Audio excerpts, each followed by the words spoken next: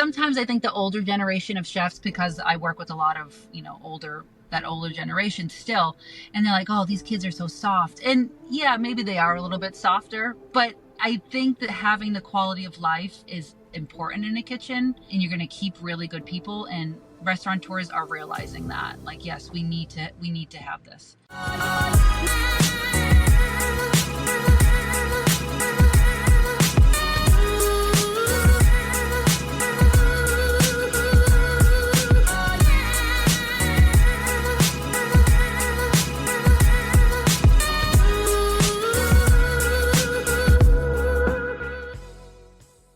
Welcome to the show. Today we have a special guest. Today we have Stacy Mirabello. She is an associate professor and chef at Johnson & Wales University in Boston, in the US. She has a certification as an executive pastry chef and culinary educator. She teaches culinary skills and nutrition to top food manufacturers and aim to become a certified research chef. She expands her culinary nutrition classes by taking as many courses as she can. And she is actually thinking about pursuing a doctoral degree in functional health. So Stacy used to work in restaurants. She used to be a pastry chef. I had the chance to work alongside Stacy in the UK for pretty much a year, I think, when she was working in pastry. So I know Stacy very well. It's been a long time since we talked. So today we spent an hour together, and we dive into her background, her journey, and her profession of today, which is being an associate professor at Johnson & Wales. So let's get into the episode. Welcome on the Montclair podcast. Today we have a special guest. Today we have Stacy Mirabello. How are you, Stacy? Very good. How are you? Yes, I'm good. Thank you so much for taking the time. I know you were busy today, so I hope you can hear me well. Yeah, all good. Awesome. Okay, Stacy, tell me a little bit. So you used to be a pastry chef, perhaps even a restaurant chef. I don't know if you want to label it that way. And now you work as a teacher, right? I do, yeah. So I teach now at Johnson & Wales University in Providence, Rhode Island. Yeah. And I've been there for about 13 years. But yes, I started in the restaurant industry as a pastry chef, and I kind of just changed my direction a little bit to focus more on health and wellness and nutrition. And then the teaching opportunity came up, and I figured, why not? Let me try this. Very different than the restaurant world. Very different. Yeah. Yes. So why are you moving toward more health and wellness? I think that's the direction of most people right now. They want to know what's going in their food, what's going in their bodies. And I always had a passion for it. Even like working in restaurants, when people would come in with allergies and dietary restrictions, I would always love to make the specials and make sure that they had the same experience as everybody else that was dining with them. So I think that's really important. So I figured that why not mix the best of both worlds, my culinary and pastry background with health and wellness, and teach people the new way of the future. Yeah. No, I agree. And more people need this as well, because I feel like the industry in general, the food industry, is going toward a little bit of a crazy direction with, fast food and large productions and additives and long lives, and you can name a whole list of things that are going wrong, I think. So I understand. So Stacy, where did you grow up? You're originally from Boston, right? Yeah. So I'm here right now too. Yeah, I'm from Boston. I've lived here most of my life, but on and off a lot of other places, working in restaurants and in the industry, it takes you different places you thought you'll never end up. Yeah. But where? I always came back. Yeah, like where? Like I was all over the West Coast. I was in Las Vegas for a little bit, California, England, France, Italy, and then back on the East Coast. So back to Boston, Rhode Island, New England, and yeah, love it. Wow.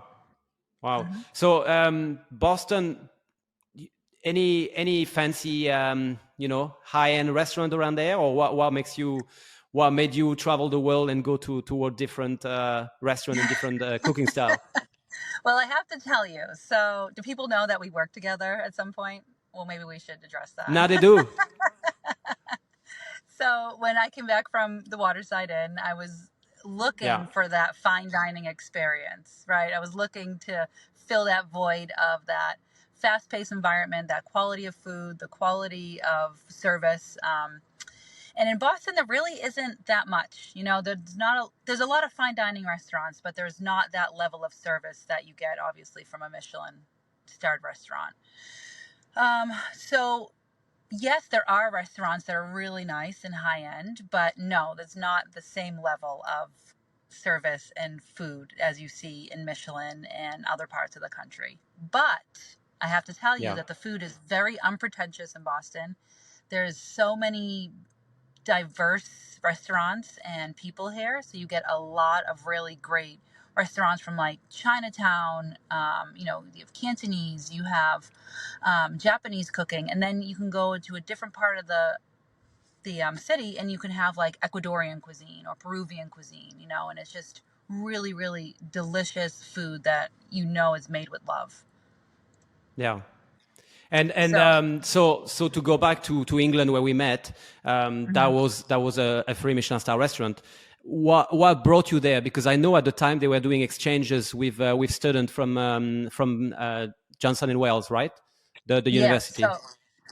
So technically, I really wasn't a student, but I was on paper. So I was able to go overseas on that visa, which was really nice. Somebody kind of like, you know, Yeah, wrote signed it on their off. signature, signed it off saying, yes, you're a student.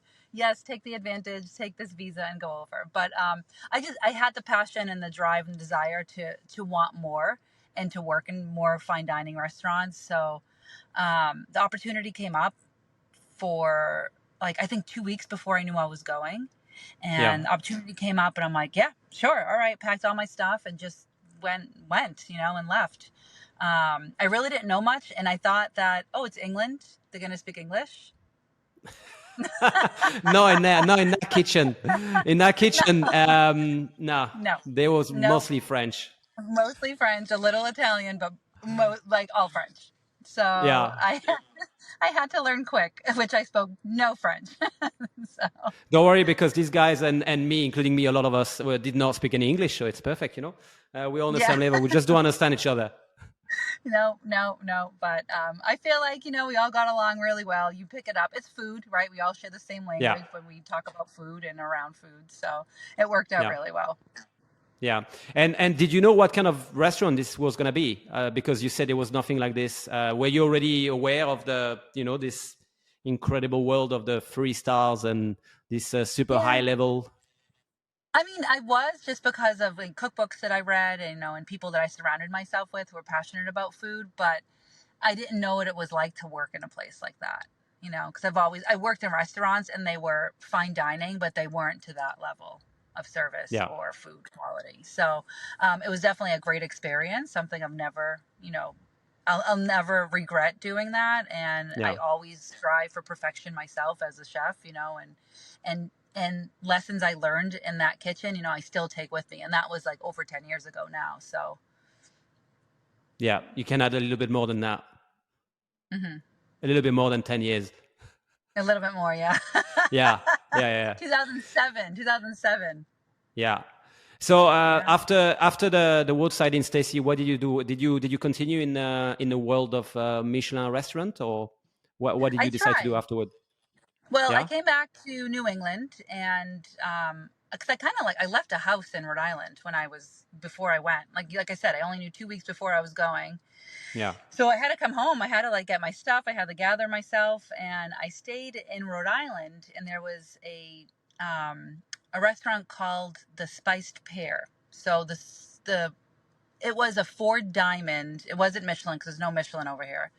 hmm, So it was a 4 diamond award-winning, really high-end restaurant. Beautiful kitchen, gorgeous kitchen, gorgeous cookware. Every piece of equipment that we used was top of the line. The food, the quality, everything. So I started working there, and I switched from pastry to culinary. So I started cooking fish. So I was a yeah, poissonnier and fish cook for a while. yeah, And then I was there for about a year and a half. And then after that, I went up to Boston because that's where my family's from. And I said, I want to, put my roots back here and do something great. So I worked in a kitchen called 10 Tables, and that wasn't fine dining. It was fine dining, but it was more like farm to table style, really unpretentious food. The chef was amazing. He's like, the people I worked with were so great and passionate about what we did. And we would win all kinds of awards and accolades without all of that pressure of having that, like, Yeah. um, to keep up with that like Michelin level of service. And we were still winning like really great awards and really getting awesome recognition. Yeah. And after that, where did you go? This is that when you moved to the West Coast, or was that before? That was before. So when I came back from England, I worked at the Spice Pair, and then I said, I need something else. And then I went to Las Vegas. I worked at Atelier, Joe Robuchon Atelier, Yeah. Guy Savoy, Amazing. I Pierre. mean, big names as well again. Yeah. And I did stages, right? I didn't commit. I just wanted to stage. I wanted to see if I wanted to live out that way. I don't know if you've ever been to Las Vegas, but it's definitely a destination that's nice to visit. And I Yeah, don't know about it's living nice there. for a long weekend, but then I don't know if the lifestyle when you live there full time is as enjoyable. Yeah. So I didn't think that I needed to move out there. And actually, I was torn. So I staged out there for a few weeks here and there, actually a couple months. And then I came back and I'm like, should I move out there? Should I do this? And I went to go see a fortune teller, like a palm Yeah, reader, tarot card reader. in And Vegas. no, here in Boston, because I had come back and I was going to get all my stuff and move out. And I was still not 100% into it. So I saw the fortune teller, and she basically said, "You really don't need to move out there. It's not in your cards right now. I think everything that you need internally is here in Boston, or in New England, really, and you'll find what you're looking for, and I think you'll be just as happy." So I listened to her. I listened to her advice. I took her advice, and I stayed. We'll share his Instagram on the footnote of the show, so then people can just visit her or send her a quick message if they want.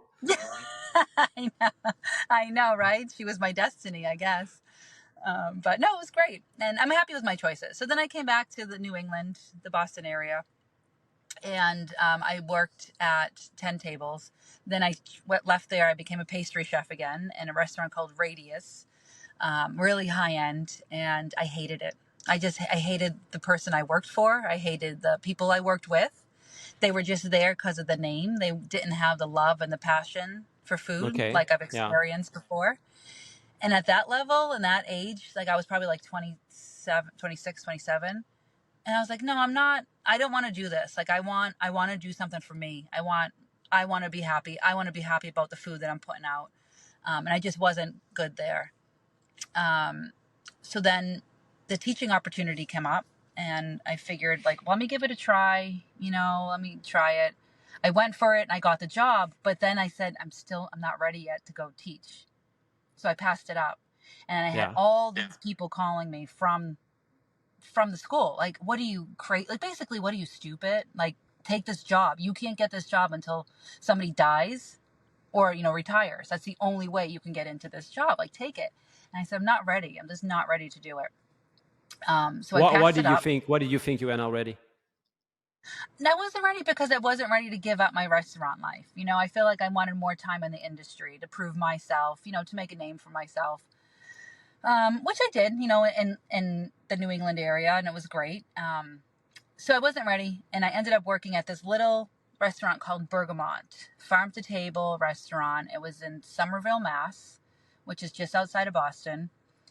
And I was the pastry chef. I was in charge. I had a staff, and it was small. It was only like 70 seats. It wasn't very big. But I did the bread program. I did, the entire menu. So I was working 6 days a week from, 6 a.m. until service was over at midnight. Yeah. So it was long, but I loved every single second of it. Until I didn't. Until 2 years later, I said, okay, this is enough. Let me think about my life now. Let me, 2 years. figure Two this years is a out. long time, and 2 this years, long long time. hours. It's like in a normal world, it's pretty much 4 years of work if you think about it. Yeah. 6 days a week. The people that you're friends with is the people that you work with. You don't have any Yeah. outside life, you know? Yeah. And I was missing birthdays and holidays and weddings. You know, I was missing all that stuff. So the opportunity come up again to teach, and they called me and they said, Stace, like, do it again. And I said, okay, fine. So I had an interview. I did the bench test. You know, I had to do everything. It was a lot.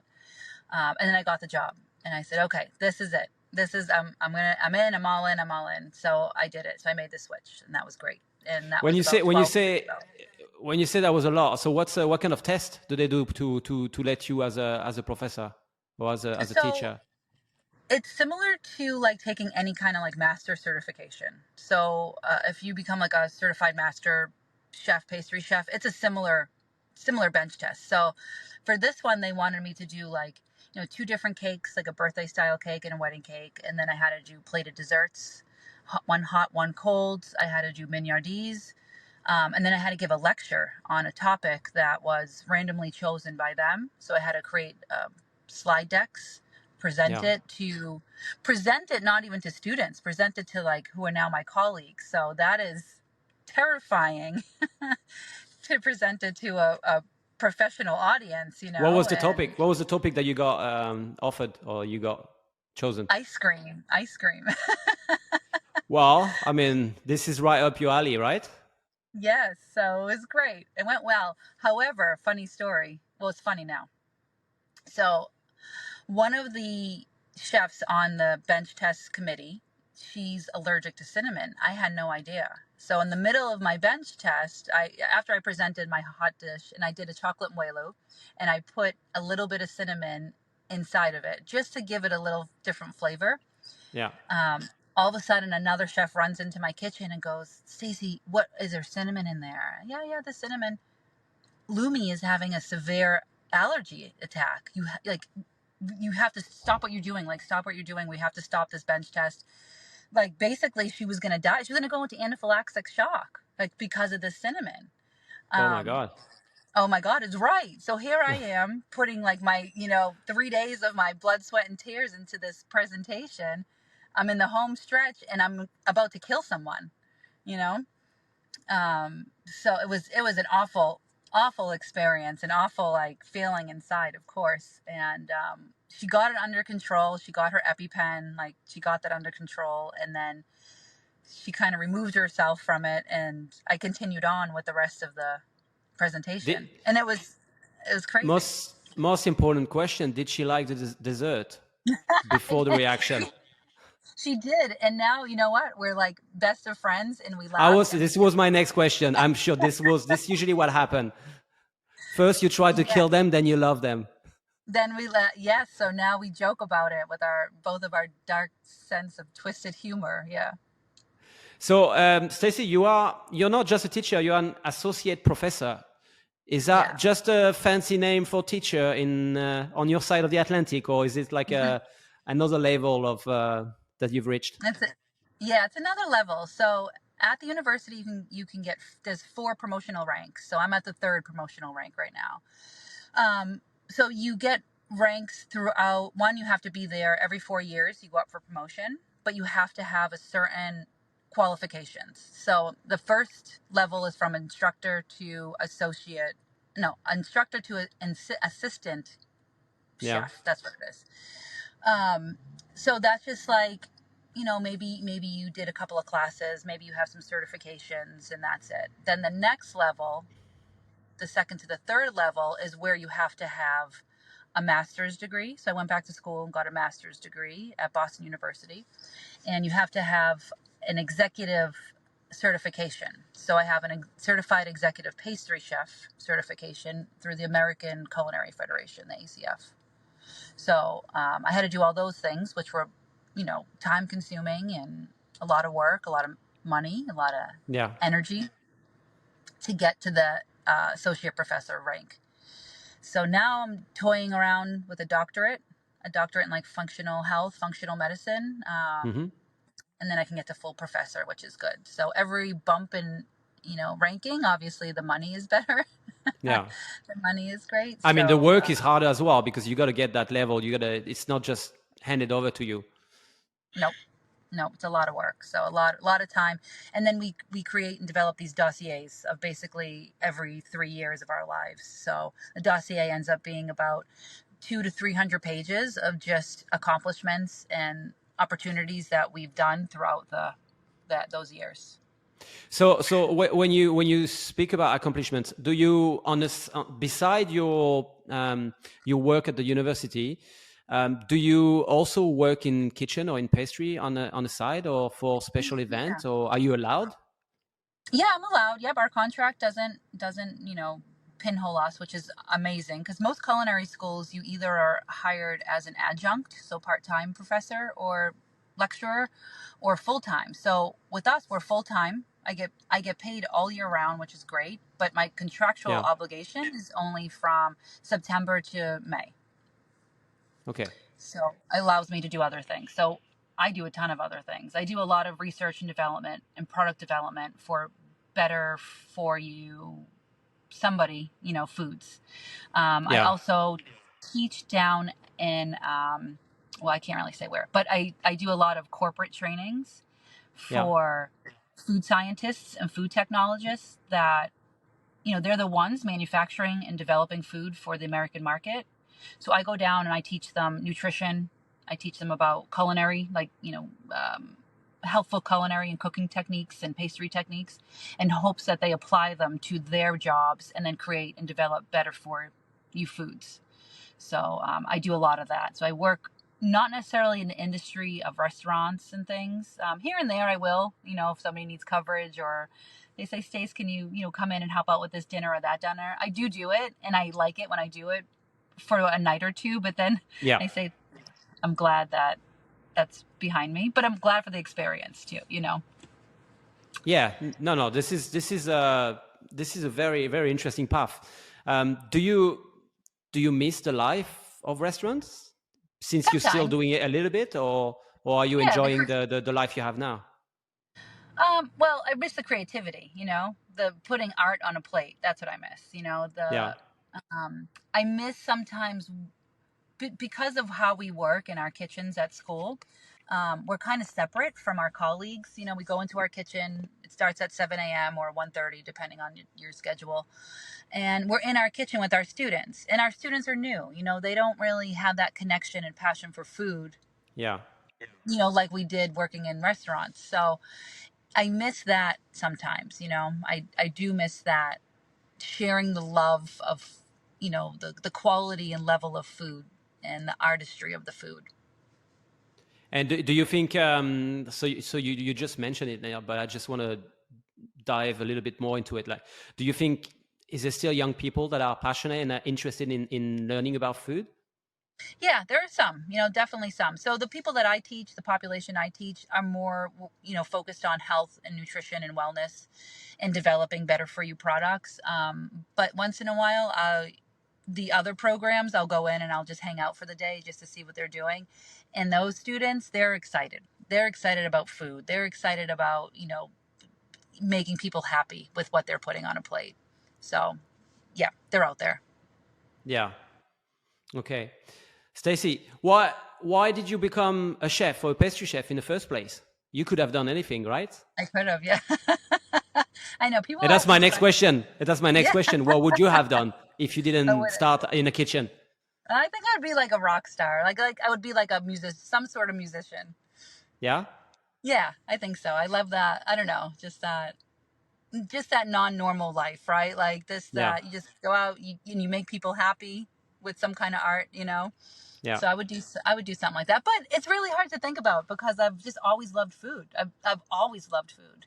Like cooking I come from an Italian American background, and everything is about food. Yeah. Always. I used to stay home from school. My mom would be like, well, you go into grandma's, but, grandma didn't have cable TV. She didn't have toys. She didn't have anything. So he just cooked all day. And I loved it. Like, I loved it. We would watch Julia Child on PBS. We would watch Jacques Pepin. And we would just cook. We would make Yeah. lentil soup. We would stuff cabbage. We would make gravy, and then like meatballs, and it was awesome. I loved it. So when I got to college, like time to pick for college, I knew I wanted to cook. I had a cousin that went to Johnson and Wales, and she went for culinary, and I didn't want to be just like her. So they have a pastry program at Johnson and Wales. So I said, let me try pastry. Yeah. To be honest, I don't like dessert. I'm not a sweet. I don't eat. I don't. I am not a sweet tooth at all. Like, I just don't enjoy it. But what I do enjoy is the science behind it. Yeah. That's what I really like in the baking application. So once I got into baking and pastry, I really liked like understanding the function of the ingredients and how to make food taste better, work with it better. Like, so I think that's why I went into, the pastry. I kind of just draw myself. But my freshman year, this is a kind of a cool story too. I hated what I did. I hated it. I was second guessing myself. Did I make the wrong decision? And I was going to drop out. And they told me, well, you can leave, but you already paid for the semester, so you can stay or go home, whatever. So I was mortified to tell my parents. So I just stayed, and I'm happy that I stayed because I had a teacher, another chef, who believed in me that second class and really saw the spark in me and my passion for food and made me stay in this program, and I just loved it. And I thank her. She's my colleague now. I work with her, so I tell her this story, and she just automatically tears up and starts like, oh my gosh, it's so impactful as a teacher. So she has such an impact on me. That really stuck with me throughout all these years. And now for me to do the same thing to my students, I love it. So to go back to your original question, I just stuck with pastry because she believed in me, and then I was like, oh, I like the science. I like this stuff. So. Yeah. And so Italian blood running in a family, that obviously, like you say, that brings a lot of recipe, a lot of traditions. Do you feel like in the US you have traditionals for food like you would have in Europe? Or Yes. Yeah. Yep. My parents, they're second generation Italian, so we very much share the same cultural traditions. Like on Christmas Eve, we eat 7 fish. We do the family style dinners. We get together often. It's like the family as the friends. We enjoy each other's company. We drink wine, we relax. We travel together. So yes, as in my world, yes, the culture definitely is stuck with us here. It's getting a little harder now because kids are getting older, everybody's busy, more people are working, people are dying, right? So it is what it is, but we're still, we still maintain what we can, and we appreciate our time together when we do hang out. Yeah. So what do you still cook when you're home now, or you just keep it for your your professional life? All the time. I cook. That's good. That's good. You haven't stopped.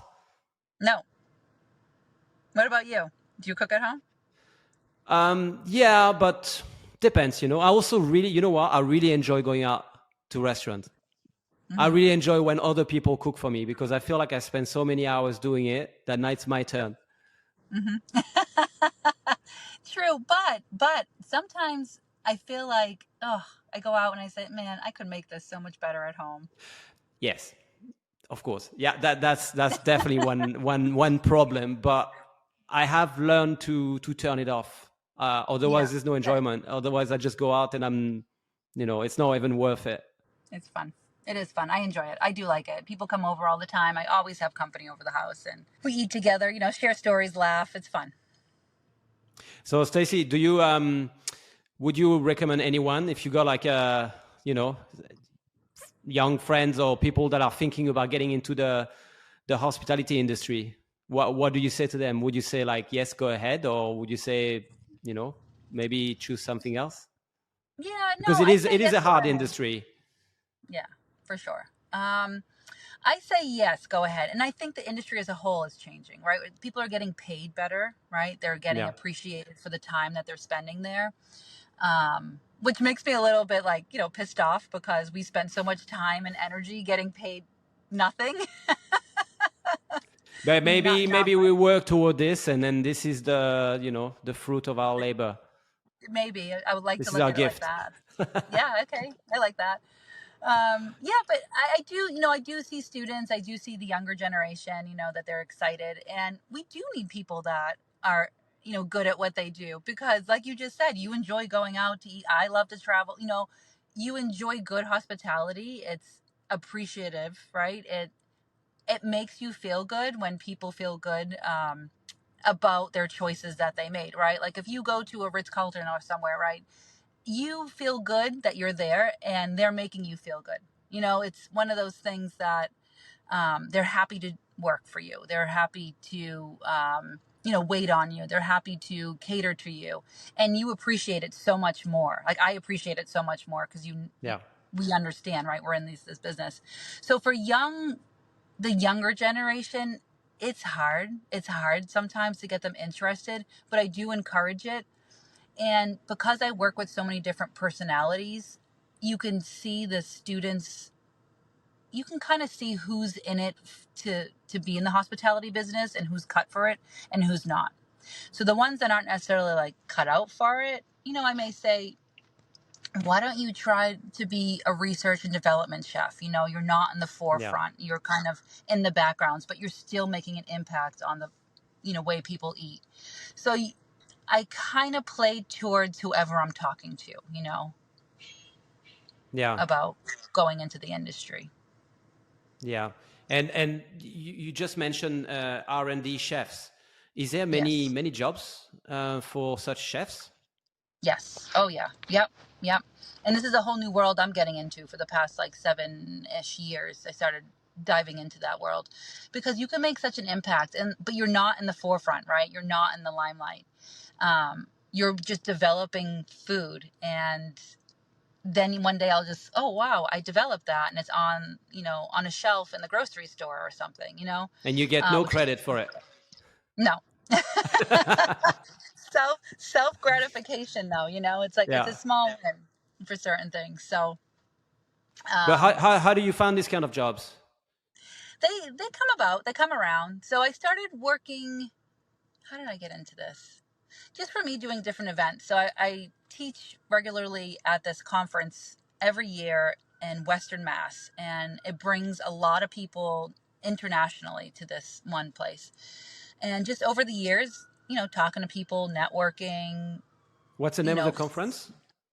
it's called a chef's culinary conference. Chefs, yeah, Okay. Taste of the Nation's Chefs Culinary Conference. It's at UMass Amherst every year, and it's a really great event. So it's institutional chefs, so chefs that are working for colleges and universities, and they come here and they learn new concepts. So I'll teach them about like plant-based cuisine, or baking with whole grains, or reducing sugar and things. But you just have to develop a network, and then there's sponsors of the event. So every year there's sponsors, like say like Nestle, like a Yeah. big company like that, they'll sponsor. So you'll start to know those people because you'll see them often. And then I started to work other events, like I go to the National Restaurant Association show every year, and I work for an innovation company based out of Chicago, and we have different clients. So it's just little by little, just networks, and just kind of saying yes to these things instead of, Yeah. you know, staying away from them. And I said, yeah, let me figure out this world. This seems pretty cool. I can have a normal life. I can make money on the side of my normal teaching job. And I can make an impact on the way people eat. Like, this is cool. Like, for me, it was cool. So that's how I got into it. And then the jobs just come to you. So then people just call you, because then it's just word of mouth. Like, hey, I know you did this. I know you did this. Can you develop a product? Can you make sure it has, like, whatever, a certain percentage of How, fiber? Yeah. how long does it take to develop a product? Are you working with these guys for like a few weeks, few months? Like, is it It, de- ongoing? it depends. So usually it's in stages, and it depends on the product. So sometimes it's not just a product. Sometimes it's like a whole department. So recently I just worked with a university in Midwest, Hmm. US, and they wanted to revamp their whole bakery program, their whole pastry program for their students, and they didn't know where to start. So they came to this company I work with, and I was put on the job to kind of redevelop and redefine what they're serving, and redevelop their recipe. So that was like a 3-month project. It's all contractual. And then after 3 months, you deliver what they wanted you to do. And then you revisit it and say, well, I could do this, this, and this, but it's going to take another 2 months. So then you on a 2-month contract, So it all depends. I've worked with seafood companies before, and that's been like a 4-month deal. Yeah. Do you feel like this could be a full-time business if you were not working as a professor? Yes, but I have the best of both worlds. So I don't Yeah. foresee myself giving up either of these things in the future. I call it a side hustle. My side hustle allows me in the summers, and I have 3-day weekends at the university, which is great. So it allows me to do all these other things and still keep connected to current trends in industry and what's going on. That's amazing. You're not Yeah. isolated. You are isolated, but you are not, because you have still one feet on both sides. Yeah. The thing, though, I am isolated is the restaurant world, because I'm not really in that world anymore, So Could you that's not something I miss. venture into consulting, or do you not feel like there might be maybe room for you to do a little bit of help out some restaurateur here and there? Yeah, I just don't know if I have that passion to do that. Yeah. I think I'd rather make an impact on, because just my direction now, health and wellness, I'd rather make a bigger impact and on, what people actually put in their bodies and make them feel good, instead of just focusing my time on one concept in one restaurant. I've toyed around with it. I've developed menus for restaurants, but I don't have that drive anymore to do that. No, I understand. Yeah. And you mentioned plant-based food. Do you feel like plant-based is eating plant-based food? Do you think it's going toward a more healthy lifestyle or sort of diet? Yeah, because this is a little bit controversial. There's a bit of both. Like, some people say it is, some people say it depends. You can just have a healthy, balanced lifestyle and diet, and it's sufficient. Yeah, but if you look at Europeans, typically, they're a little bit healthier than Americans. Yeah. Americans are probably the least healthiest in the world. Yeah. And we study this blue zones quite a bit, especially in my classes. We talk a lot about that stuff. So I think, looking for inspiration and influences what's happening over in Europe and other parts of the world, Central and South America, some countries, Central and South America. We can learn a lot from them, but I don't want to get too in detail, but obviously it starts with the government, and sometimes it's not as easy to just make a change that quickly. No, of course. Yeah, but I do think that if people are more aware of what they're putting in their bodies, and whether it's plants or just minimal animal proteins, and not just the animal proteins could be fine if they're like grass-fed, grass-raised, grass-fed, and slaughtered humanely, but that's not always the case. We're a big country. We need to feed people, and I think we're the only country that has an obesity problem and a hunger issue as well. So there's a lot of issues here. But I do think that eating more plants is better. Whole foods, plant-based diet, not like eating Oreos and potato chips. Like 100%. I think this is stating the obvious, but you're right. You're right. Mm-hmm. Stacy, you mentioned a few times making an impact. Why is it important for you to make an impact? I don't know. I just feel like that's kind of like my calling. I just think that if I could do it, if I could do it, why not? Why not share my knowledge and my love and passion for food and put it into something that's equally as delicious, and give it to somebody, I don't know, and to make them feel good, and it's good for them, it's helpful for them. I don't know. To me, that's a win. That's impactful. I think it's just kind of my calling. I always wanted to do something that's of importance. Is there now, if we step out of the university and your teaching programs and activities, is there a restaurant in the world that you would like to go to? Is there anyone that you keep an eye on, or you just keep informed on what they're doing? Anyone that you see that is like kind of standing out from the crowd? Yeah, well, I mean, I just ate at 11 Madison Park not that long ago. That was pretty That cool, goes you back to what know? we were talking about plant-based Yeah. and yes, Yeah. I excellent mean, that, transition. yeah. So, yes, I do. I watch, 11 Madison Park. I see what's out there. Yeah. How Tom, was it? Thomas How Keller. was it? Because It that's was now a phenomenal. fully plant-based three Michelin star tasting menu, right? No, it is. It vegan, totally vegan. Vegan, okay. And how was it? I asked for blue cheese olives in my martini, and they said no blue cheese is vegan. And I said, oh shit. Fair enough. Fair enough is right. Um, it was great. I mean, and it's more about the experience too, right? The Yeah. whole thing. I mean, the service was. I think the service outshined the food. To be honest, Yeah. the food was phenomenal, but the service was what really made it. And I'm not a very big person, and it doesn't like I don't need a lot of food to feel full, but I felt like that I could probably have eaten a little bit more Yeah. after I left, maybe just a little bit bigger portions of things. But the Yeah. food itself was phenomenal. And the quality of service was unbelievable. And to eat there and then like to take a kitchen tour and a wine cellar tour, that was like, oh, I really want to get back in the industry. That made me feel like that passion, for the industry. And I don't know. But then I was like, no, no, this is what I do. I teach. I'm a teacher now. What if tomorrow they call you and they say, "Hey, Stacy, do you want to come and do a 3 week stage at the I restaurant do at it. 11 Madison?"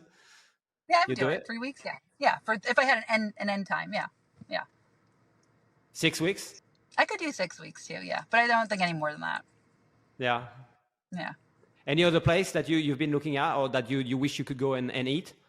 Um, well, I always wanted to go to Arzac in San Sebastian, in Yeah. Spain. Um, and I don't know. I'm a little There's bit so biased many. with Arsac in San Sebastian, to be honest, because You are? I may or may not have done a very short stage there. Yeah. Well, Um, and your bad taste in your mouth? I thought it was, look, I think these guys have done a lot for the culture in Europe and especially the Spanish restaurant history, if you want to call it like that. But the dishes that maybe for me, maybe I'm more of a bit more traditional in what I like or I like to cook. For me, it Mm-hmm. was a lot of show, a lot of presentation on the plate. It was a lot of, maybe a little bit too much colors on different things and a lot of texture and not really. Again, I was just on the side, preparing with some of the stagiaires. So I was not sitting in the restaurant with the service, the wine, the experience. I didn't have the full experience. But for me, it was not what I was expecting. Or maybe it was too much of what I was expecting because they are avant-gardist, they're creating things that are like different, look different. You don't even know what it is you're eating. And it was, for me, I would not put it on the top 10 of my list of restaurants to try, but Oh, maybe okay. 11, 12.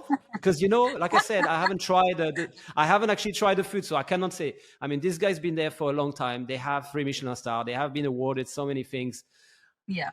It's not just my small opinion after two days in the kitchen. Like it doesn't make them justice. I'm sure I should go and eat there, and then we can have the conversation Hmm. again. But would you go and Yeah. work there? Well, I wanted to after the waterside in, but I couldn't get my visa extended. So I went to England instead. I went to France instead, and then I came back to England. But Yeah. um, no, I mean, I would because it's always been on my list. But yeah, I mean, I still would. Yeah. And Stacy, do you feel like it was, or do you think like it is better now for female chefs in kitchens?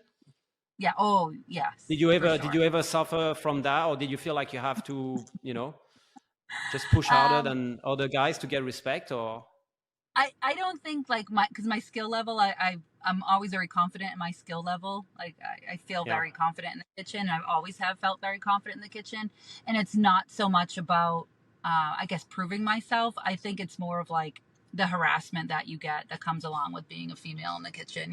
It's just um, I could always give it back. I'm not a shy person. I'm not a weak person. and I have very thick skin. But looking back on some of my experience, on a lot of my experiences in the restaurant and the kitchens, yeah, like it is tough. You do get treated differently. You do get looked at differently. You get talked to differently, and maybe even paid differently. At some Yeah. points too. But it is very different now. I feel like, especially in these American kitchens. I can't speak for European style kitchens, but here I Yeah. think it's very different. I mean, just looking at my students and our student body, it's 50% females, 50% males, maybe even a little bit more female population. So, they're I don't think it matters so much anymore. And there's some really phenomenal Yeah. female chefs out there. Yeah. So No, 100%, 100%. And to be honest, there is some incredible chefs out there, and also because they go through sometimes some tough times, they get so much better than other chefs. Like, it's incredible the level they can reach. It's always impressive. And no, but it's a good thing. But you're right as well when you say that the kitchen environment has changed as well. I don't think it's only in the US, in Europe as well. There's a lot more restaurants that they just can't afford to have 17 hours workday for the staff. They have to cut it down. They have to pay people. If they don't pay them better, they pay them what they work, which is already a big step, because coming from the restaurant industry, you usually get paid per month and you work as much as is needed. And now a lot of these restaurants are shut for 3 days a week. So it's now a shorter week, shorter days. So it is getting much better, I think. yeah, I agree. What about in the US? Do you think like it's the same? Do you think like the restaurant are also not only to afford a better lifestyle to the chefs, but do you think like to keep the staff, are they also shutting down a bit more the restaurant, or how do they run the staff now? How do they do? Yeah. I mean, I think that I think now head chefs and restaurateurs, they're realizing, yes, we need to give our staff a better quality of life to keep them, right? We can't like work them to the bone. We can't have that. They need mental health, days. Yeah. They need some time for themselves. And it is important, and sometimes I think the older generation of chefs, because I work with a lot of, that older generation still, and they're like, oh, these kids are so soft. And yeah, maybe they are a little bit softer, but I think that having the quality of life is important in a kitchen, and you're going to keep really good people. And restaurateurs are realizing that, like, yes, we need to have this. So one of my most favorite chefs that I've ever worked for is in Boston, and I still keep in contact with him regularly. He owns about 4 or 5 restaurants, and he says, I make time, because he has children, young children. He's like, I make time for them. I can trust my staff enough on the weekends to work service, and I can hang out with my family and feel confident about that. I mean, he put a lot of time and energy into training his staff at first, Yeah. but he keeps them. I mean, like, he keeps them because he gives them the same quality of life that he wants for himself. Obviously, the first line cook isn't going to take a Saturday night off, but he may get, okay, every Tuesday, Wednesday is your days off, and he'll give them stipends to buy cookbooks or buy new knives or things like that. He encourages them to go out and eat, and so I think, yes, people are realizing to keep good people, you have to give them the quality of life and pay them respectfully, of course, pay them decent. Yeah. Yeah. I agree. And it's we're moving toward that, so that's good. It's always good. Good. Yeah. Stacy, if tomorrow you've got an investor coming to you and he said, Stacy, let's open a restaurant, what do you do? No. Let's open an innovation center. A restaurant, I mean, it depends on the concept. If I could do it, and You have I don't carte know. blanche. What's the concept? What's your Oh, concept? good. Well, it would be plant-based, but it wouldn't be plant-based advertised plant-based. It wouldn't be like that. It would be very like meat minimalistic. I don't know. I just enjoy cooking like Mediterranean style foods. I enjoy, like, I'm not saying don't eat animals, right? But make Yeah. most of your plate vegetables, whole grains, things like that. Um, if I had unlimited funds, I would get like the highest, the best quality ingredients. I think just like a farm to table, non-pretentious. I know I keep saying that word, but I just like food that you can taste the love and the passion from the person who's making it. And that's what I would do. I would just do something that is simple foods, delicious foods, looks beautiful on plates, nothing molecular, nothing, over the top, nothing like Yeah. taste this balloon of air, like none of that stuff. It would just be real food done right, for people that enjoy a night out. Yeah. Where would you open the restaurant? Well, here, because I love Boston. Any special area? Any special setting?